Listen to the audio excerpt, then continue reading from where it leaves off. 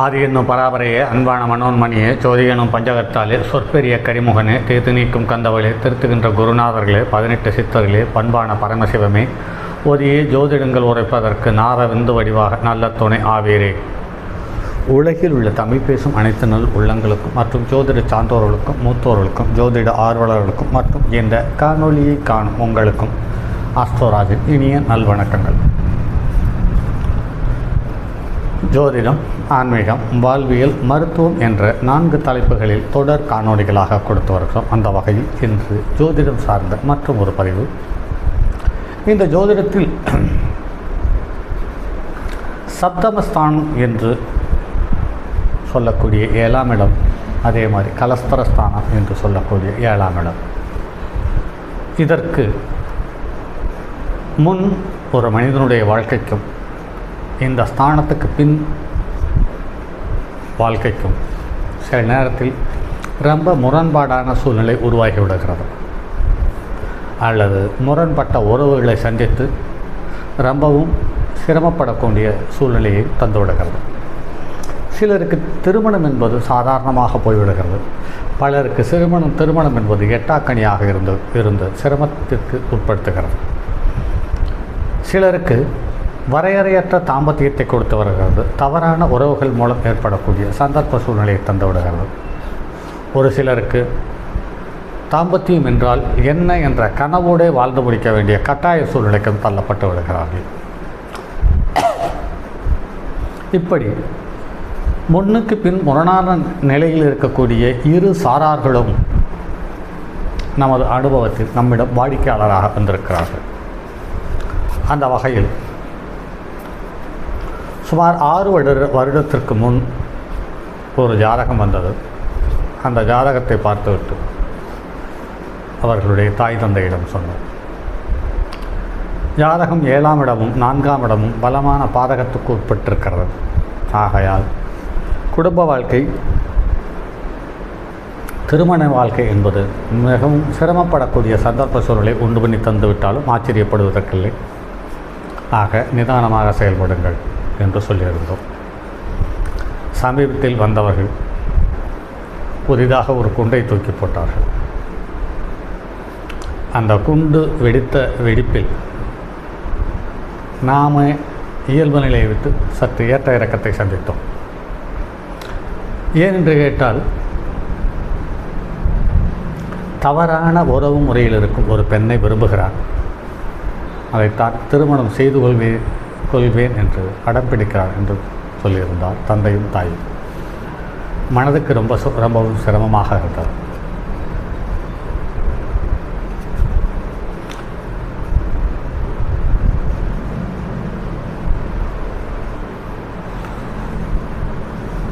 அந்த ஜாதகம் சார்ந்த தகவலைத்தான் இதை பதிவாக எடுத்துக்கொண்டு இன்றைய காணொளி. இந்த ஜாதகம் 13/9/1994ஆம் ஆண்டு காலை 9 மணி 48 ஜனனம். லக்னத்தில் கேது,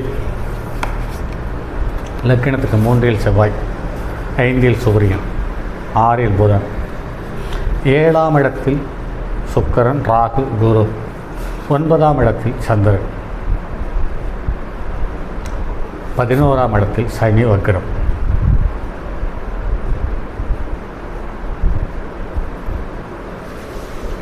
லக்னம் கிருத்திகை நட்சத்திரம் முதல் பாதத்தில் அமர்ந்து 27.45 பாகை பெற்றிருக்கிறது. சூரியன் உத்திர நட்சத்திரம் 1ஆம் பாதத்தில் அமர்ந்து 26.58 பாகை பெற்றிருக்கிறது. சந்திரன் மூல நட்சத்திரம் 4ஆம் பாதத்தில் அமர்ந்து 12.22 பாகை பெற்றிருக்கிறது. செவ்வாய் புனர்பூசம் 2ஆம் பாதத்தில் அமர்ந்து 23.58 பாகை பெற்றிருக்கிறது. புதன் அஸ்த நட்சத்திரம் 4ஆம் பாதத்தில் 20.12 பாகை பெற்றிருக்கிறது. குரு சுவாதி நட்சத்திரம் 4ஆம் பாதத்தில் 18.12 பாகை பெற்றிருக்கிறது. சுக்கிரன் சுவாதி நட்சத்திரம் 2ஆம் பாதத்தில் அமர்ந்து 11.7 பாகை பெற்றிருக்கிறது. சனி சதய நட்சத்திரம் 3ஆம் பாதத்தில் அமர்ந்து 14.26 பாகை பெற்றிருக்கிறது. ராகு குருவனுடைய நட்சத்திரத்தில் அமர்ந்து விசாக நட்சத்திரத்தில் 2ஆம் பாதத்தில் அமர்ந்து 23.53 பாகை பெற்றிருக்கிறது. கேது பரணி நட்சத்திரம் 4ஆம் பாதத்தில் அமர்ந்து 23.53 பாகை பெற்றிருக்கிறது. பிறக்கும்போது கேது திசை 6 மாதம். தற்போது கேது திசை தசாபுத்தி நடப்பு என்று பார்க்கும்போது சந்திர திசையில் குரு புத்தி முடிந்து சந்திர திசையில் சனி புத்தி நடக்கிறது. ஒரு ஜாதகத்தில்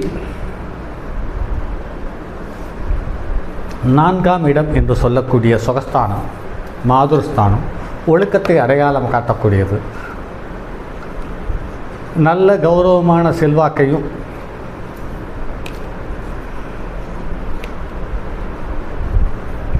மரியாதையையும் அடையாளம் காட்டக்கூடிய ஸ்தானம் என்று பார்க்கும்போது அது 4ஆம் ஸ்தானம். அந்த 4ஆம் ஸ்தானத்துக்கு அல்லது 4ஆம் பாவத்துக்குரிய கிரகம் குரு ஈடேறி இருக்கிறது என்பது சிறப்பு என்று பார்த்தாலும் அது கடக லக்கணத்துக்கு 6ஆம் இடமான சந்திரனுடைய இந்த குருவனுடைய வீட்டில் சந்திரன் இருக்கிறது. அந்த வகையில் பார்க்கும்போது சந்திரனும் கேது நட்சத்திரம் 3ஆம் பாதத்தில் அமர்ந்திருக்கிறது. சந்திரன் கேது நட்சத்திரம் 4ஆம் பாதத்தில் அமர்ந்திருக்கிறது.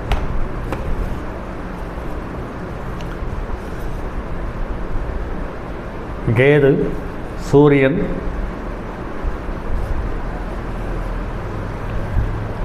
சந்திரன் இவர்கள் மூவரும் ஒருவருக்கொருவர் திரிகோணத்தில். செவ்வாய், ராகு, சுக்கிரன், குரு, சனி, இதில் சனி வக்ரம். ஆக நெருப்பு ராசியில் 3 கிரகமும் காற்று ராசியில் 5 கிரகமும் நில ராசியில் 1 கிரகம் இருக்கிறது. இதில் கடகம், விருச்சிகம், மீனம் என்று சொல்லக்கூடிய நீர் ராசியில் எந்த கிரகமும் இல்லை. 7 குடையவன் என்று பார்க்கும் பொழுது சுக்கிரன் சுவாதி நட்சத்திரத்தில் இருக்கிறது.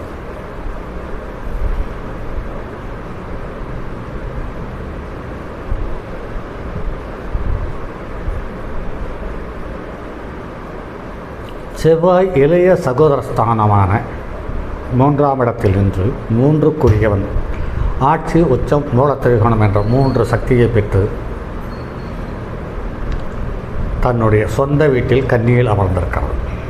சுக்கிரன் ஆட்சி, புதன் ஆட்சி, சூரியன் ஆட்சி, சனி ஆட்சி, இப்படி 1க்கு மேற்பட்ட கிரகங்கள் ஆட்சி பலம் பெற்று வலுவாக இருக்கிறது. என்ற போதிலும் 3, 7, 11ஆம் இடங்களில் ஒரு கிரகம் அல்லது 1க்கு மேற்பட்ட கிரகங்கள் இருந்து அவர்களுடைய தசாபுத்தி நடக்கும் காலத்தில் அவர்கள் ராகு, கேது, சனி, செவ்வாயினுடைய தொடர்பு இருக்கும் பட்சத்தில் அவர்களுடைய இயல்பு வாழ்க்கையிலிருந்து பலமான அவமானத்தையும் சங்கடத்தையும் சந்திப்பார்கள் என்பது நியதி. இது அப்படியே இந்த ஜாதகத்திற்கு பொருந்துவது. 3ஆம் இடமான காற்று ராசியில் செவ்வாய், 7ஆம் இடமான காற்று ராசியில் சுக்கிரன், ராகு, குரு, 11ஆம் இடமான காற்று ராசியில் சனி வக்ரம். ஸோ இவர் எடுத்த முடிவிலிருந்து இவர் மாறுவதில்லை என்பதை தெளிவாக தெரிகிறது. இது மிகவும் கொடுமையான ஒரு விஷயம் என்றால் என்னவென்று பார்க்கும்போது இது தங்கை முறை உள்ள ஒரு பெண்ணோடு ஆழ்ந்த ஈடுபாட்டோடு கூடிய உறவுகள் இருப்பதாக சொல்ல தெரிய வருகிறது. இதுதான் இந்த ஜாதகத்தினுடைய உச்சக்கட்ட வேதனையான நிலை.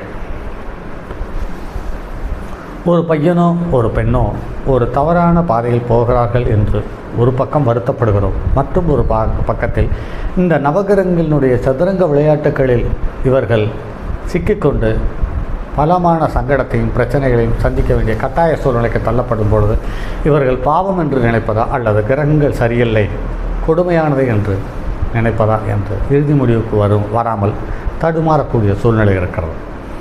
காதல் என்று பார்க்கும் பொழுது 5க்குரியவன் 5ஆம் இடத்திலேயே இருந்து சனியினுடைய பார்வை பெற்றது. அதாவது 11க்குரியவனுடைய சனியினுடைய பார்வை பெற்றிருக்கிறது. 5ஆம் இடத்துக்கு 7ஆம் இடம் என்று பார்க்கும் பொழுது அது ஸ்திரலக்கணத்துக்கு 7ஆம் இடம் என்று பார்க்கும்போது அது நட்பு வீடாகவோ அல்லது பகை வீடாகவோ இருந்தாலும் இது மாரகாதிபதி பாதகாதிபதி ஸ்தானம் இல்லை என்பதை கருத்தில் கொண்டு பயணிக்க வேண்டியதாக இருக்கிறது. அல்லது பலன் சொல்ல வேண்டிய கட்டாய சூழ்நிலைக்கு தள்ளப்படுகிறோம். அந்த வகையில் பார்க்கும்போது லக்னத்துக்கு 4ஆம் இடத்துக்குரியவன் சந்திரன், அவன் தனது ஸ்தானத்துக்கு 6ஆம் இடத்தில் போகிறார். இந்த 6ஆம் இடத்துக்காரனுடைய புத்தி என்று பார்க்கும் பொழுது பாக்யாதிபதியினுடைய புத்தியும் முடிந்து இப்போ தற்போது லாபஸ்தானாதிபதியினுடைய புத்தியை நடப்பில் இருக்கிறது. ஆக இந்த சரலக்கணத்துக்கு 11ஆம் இடத்தில் இருக்கக்கூடிய சனி வக்கரம் பெற்று ராகுவினுடைய நட்சத்திரத்திலிருந்து ராகுவுக்கு திரிகோணத்தில் சனி இருக்க பெறுகிறார். ஆக ராகு வலுவான சூழ்நிலையால் தன்னுடைய செயலை கொஞ்சம் கூட தயக்கமும் தடுமாற்றமும் இல்லாமல் செயல்படுத்துவதற்கான உத்தேசமான நிலையை உருவாக்கி விடுகிறது. இங்கு பார்த்தோமானால் சந்திரன் மூல நட்சத்திரம் நிழல் கிரகத்தினுடைய பிடியில், குரு சுவாதி நட்சத்திரம் 4ஆம் பாதத்தில் நிழல் கிரகத்தினுடைய பிடியில், சுக்கிரன் சுவாதி நட்சத்திரம் 2ஆம் பாதத்தில் நிழல் கிரகத்தினுடைய பிடியில், அடுத்து சனி சதய நட்சத்திரம் 3ஆம் பாதத்தில் நிழல் கிரகத்தினுடைய பிடியில். ஆக நிழல் கிரகம் இந்த 4 கிரகங்களை மாட்டி வைத்து பலமான சங்கடத்தையும் பாதிப்பையும் தந்துவிடுகிறது என்பதுதான் இங்கு மேலும் சிக்கலான விஷயமே. அதே சமயத்தில் குரு ராகு விசாக நட்சத்திரம் குருவனுடைய சாரம் பெற்றிருக்கிறது. குரு சுவாதி நட்சத்திரம் 4ஆம் பாதத்தில் இருக்கிறது. ஆக குருவும் ராகும் ஒருவருக்கொருவர் சார பரிவர்த்தனை பெற்று சதுரங்க விளையாட்டை உச்சக்கட்ட நிலைக்கு கொண்டு சென்றிருக்கிறார்கள் என்பதுதான் கூடுதலான தகவல். ஆக ஒரு ஜாதகத்தில் 1க்கு மேற்பட்ட கிரகங்கள் அல்லது 2க்கு மேற்பட்ட கிரகங்கள் நெருப்பு வீட்டிலோ அல்லது காற்று வீட்டிலோ இருந்து அது காற்று கிரகமான ராகு அல்லது நிழல் கிரகமான ராகு கேதுவனுடைய சம்பந்தம் ஏற்படும் பொழுது பலமான சங்கடத்தையும் கௌரவ குறைச்சலையும் மரியாதையும் தந்து குடும்ப வாழ்க்கையில் இருக்கக்கூடிய நிம்மதியை தொடாமலே கெடுத்து விடுகிறது என்பதுதான் நடைமுறை அனுபவம். ஆக கடைசியாக நாம் சொன்ன தகவல் இது திருமணம் நடப்பதற்கான வாய்ப்பு இருக்கிறது என்று சொல்லியிருந்தது. ஏன் என்று கேட்டால் 2, 7, 11க்குரியவர்கள் திருமணத்தை நடத்தி வைக்கிறார்கள் என்பதை காரணமாக எடுத்துக்கொள்ளலாம். 2க்குரியவன் 7ஆம் இடத்தில் இருக்கிறார், 7க்குரியவனும் அவனே, அவனுக்கு திரிகோணத்தில் செவ்வாய் சனி இருக்கிறது. ஆக 3, 7, 11 1க்கு மேற்பட்ட வாழ்க்கை துணை, 2, 7, 11 1க்கு மேற்பட்ட உறவுகள், இப்படி எந்த வகையில் பார்த்தாலும் இவர் தவறான பாதையிலிருந்து விலகி வெளிவர முடியாத ஒரு சந்தர்ப்ப சூழ்நிலை நவகிரகங்கள் உண்டு பண்ணி சங்கடத்தை உண்டு பண்ணி இருக்கிறது என்பதுதான் மேலும் கூடுதலான தகவல். ஆக இது முன்னுக்கு பின் முரணான உறவுகளில் ஏற்படக்கூடிய சதுரங்க விளையாட்டுகளில் ஒவ்வொரு கிரகங்களும் தன்னுடைய விருப்பப்படி கொஞ்சம் கூட ஈவு இறக்கம் இல்லாமல், கொஞ்சம் கூட வளைந்து கொடுக்கும் தன்மை இல்லாமல் அதனுடைய செயல்களை செய்து கொண்டிருக்கிறது என்பதுதான் நிதர்சனமான கசக்கும் உண்மை என்பதில் மாற்று கருத்தில்லை. சரி நண்பர்களே, மற்றும் அடுத்தது ஒரு பதிவில் சந்திப்போம். அதுவரை உங்களிடமிருந்து விடைபெறுவது உங்கள் அன்பு நண்பன் எம் ராஜரத்தினம். தங்கமான் மடுவோடேந்தி தன்மதி தலையில் கொண்டோர் மங்கையர் பதுக்கிச் சொன்ன மாமொழி ஜோதிடத்தை இங்கு யாம் உரைப்பதற்கோர் இமை என்னும் பிழை வராமல் காக்க செங்கன் மால்மருகன் யானைச்சரன் பதம் காப்பாதாமே.